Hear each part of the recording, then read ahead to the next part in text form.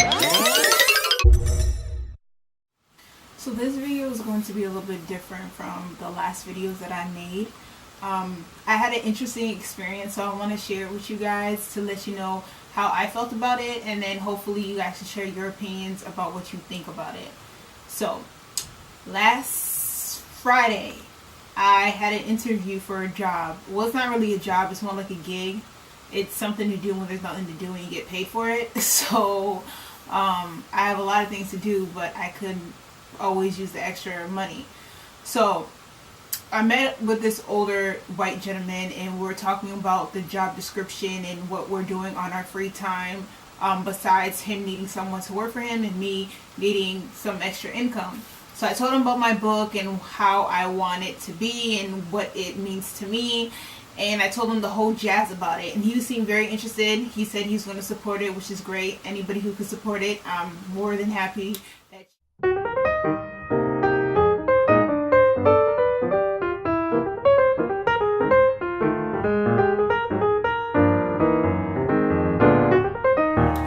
you do.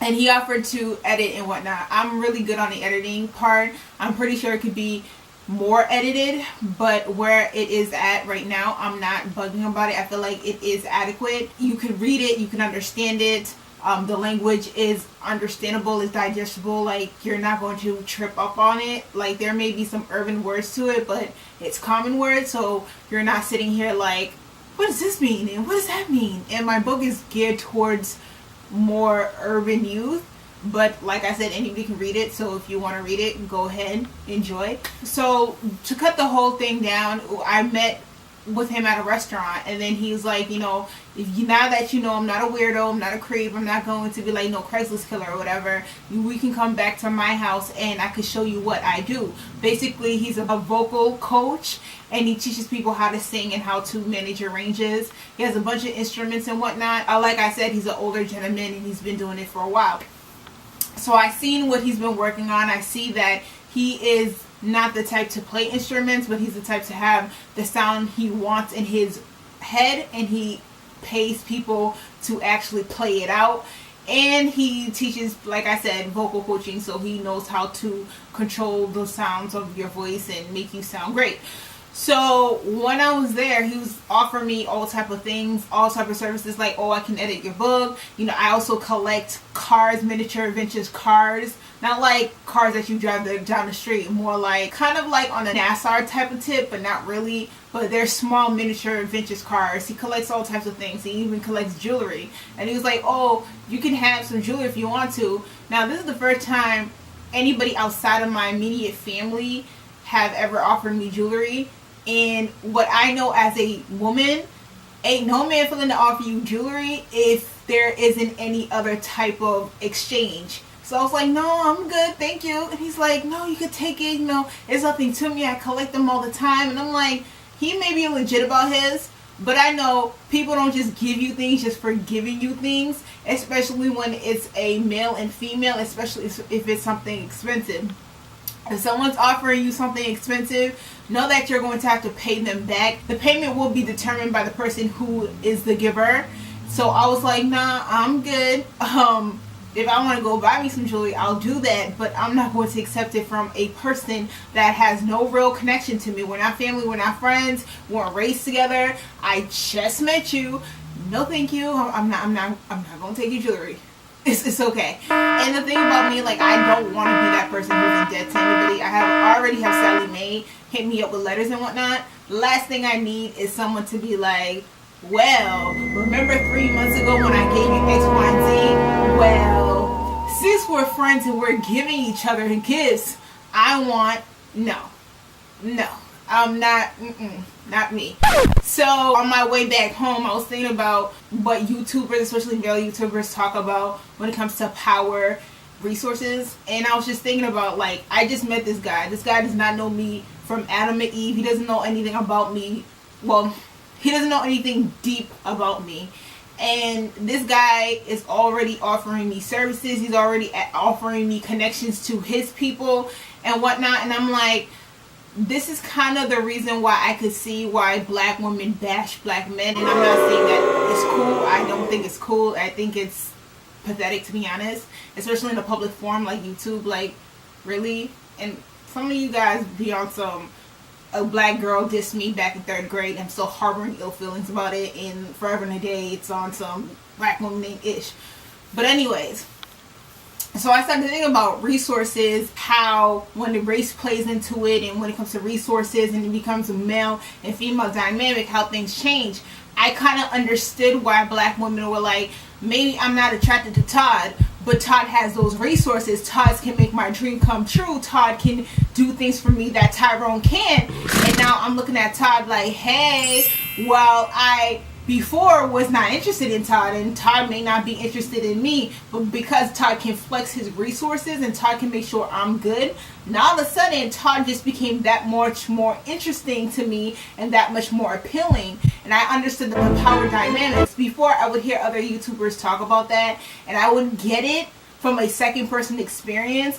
But now that it happened to me in a first person experience, I kind of understood how the whole resources and sex dynamic works when it comes to gender, and why black women would choose a person outside of the race to commit to or to date or whatever, because he can make her dreams come true. Todd can make sure that she don't live in the hood, that she has the things that she needs, that her dreams are okay, that she will be forever taken care of. If they have kids, their kids are going to be able to be taken care of. That doesn't stop white supremacy or anything like that, but at least that makes one less problem, one less issue, one less headache off of her list. And I kind of understood where that whole dynamic works, and I was just like, oh, okay.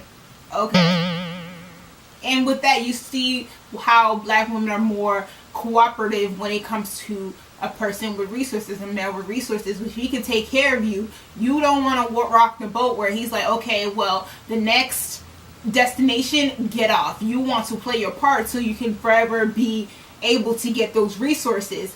When it comes to black men, the reason why a lot of black men are not seeing the same cooperation is because you have nothing to flex. You have nothing to bargain. You have nothing to say. Like, if you don't get down with my get down, then you no longer have access to X, Y, and Z. Like, these benefits, these resources, how I could take care of you, we're no longer going to receive that. So it's best for your interest to get down with the get down. If you don't have anything to flex, not even in just in a relationship, but in general, if you just don't have anything, people tend not to respect you. People may pity you, but people may not respect you. And that's how, when it comes to black women who do go that route, that's why you see them kowtow to white power, because white power comes with benefits. I'm not talking about white power in the sense of Ku Klux Klan. I'm talking about white power in the sense of Todd is a white male. He has privileges, he has benefits, he has resources which equate to power, and she knows how to play her position. She may not like country music, but now she's with Todd. She likes country music because Todd likes country music. You see, she may not like golfing or skiing, but because Todd likes golfing and Todd likes skiing, she likes skiing because Todd comes with that. She may not like lasagna, but you know, she'll make that change and adjustment for Todd because Todd has those resources that she wants, so she will play her part. And the thing also with white power, it may be Todd may not have it, but Todd's cousin David has it. Todd's sister Patrice may have it. Todd's mother Lena may have it. So on and so forth. Like, they're interconnected, where it's like, okay, he doesn't have it, but his friends, his family, his co-worker, someone has the details, someone has the connection, someone has that information. Whereas black people, we tend not to be that organized. We tend not to have that networking, where if we don't have it, then we know some other black person that does have it. If there is such a case, we have to dig, we have to ask, we got to know the secret code, the secret password, we have to dig, we have to do all the scavenger work, and it may be up to par and it may not be up to par. And the stigma when it comes to black men is like, I don't know if it's just with black women or certain black women, or is it in general that people just think that the only benefits a black man has is the big, you know, private parts, stereotype, weed, and that's pretty much it. Where other groups of people, like I'm comparing white males, they have other benefits, other resources. That is not the bedroom, it is not the weed, it's Okay, well, if you need a job, I got you here. If you need editors, I got you here. If you need access to capital, I got you here. Like, black people tend to not have those type of connections. And that's how you see, like I said, with black women giving black men the side eye, they're looking at them funny. Like, how is it that I have to go outside of my race to get these things done when you should already had it done? And like I said, that's how you don't get cooperations. Why you have so many women who are flipping, or so many women who try you or say these ridiculous beliefs, because they know that you can't check them. And if you do check them, it's like, oh, I'm going to make sure $30K a year. Well, Todd over here, he may make $100K. So I'm going to cooperate, and I'm going to play my role better for Todd, because Todd has a lot more access. Even if I'm not trying to accomplish anything, even if I have no goals, just being taken care of, Todd can do it better than, let's say, a Tyrone. And that's why a lot of black women who are on that mindset kowtow to Todd and ride out for Todd, go to Republican parties, go to gun shows, be that black person who kikis and laughs at those racist undertone jokes, because she plays her part, because she knows what comes with white power. When you do have the power, you do become more attractive. I mean, how many males do you see in the public eye who are unattractive, who are overweight, who are just things that you don't find on the regular attractive, but because they have access to wealth and they have access to benefits, you see all top-notch chicks run to them, not because he just suddenly became attractive, is because those benefits made him that much more attractive. If you see that with professional athletes or rappers or whatever, it works the same way with the common man.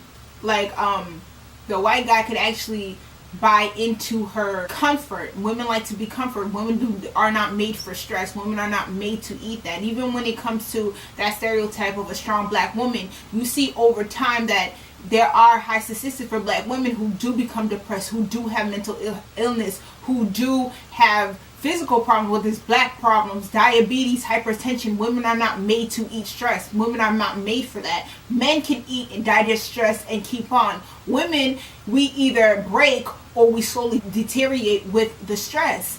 And when it comes to your decision making, if it comes to who you're going to date, who are you going to take as a spouse, you're going to take the one who's going to take the stress for you, who's going to give you a certain comfort. And if a white guy can do it for you, I see why a lot of black women are going to the white side. But that doesn't necessarily mean that white guys are just taking black women by the load. There's certain black women that they like. It's not all types. There's a certain criteria. They like the lean, they like the more fit, they like the more cooperative type. They do not like women who have children. They do not like the sassy type. They don't like the woman who's overweight. There's a certain criteria that they dig through. It's not every type of black woman that comes their way. They're just picking them and saying, okay, just come with. Whereas with black men, what they could offer you is encouragement and add a girl and you could do it. And another group of males, they could actually be like, oh, I got you. And a lot of women, that's what they want. They want that I got you. Like, you don't have to stress. You don't have to go above and beyond. You don't have to work your ass off. You don't have to be burnt out. You don't have to worry about, is this going to get paid? If that's not going to get paid, what goes first?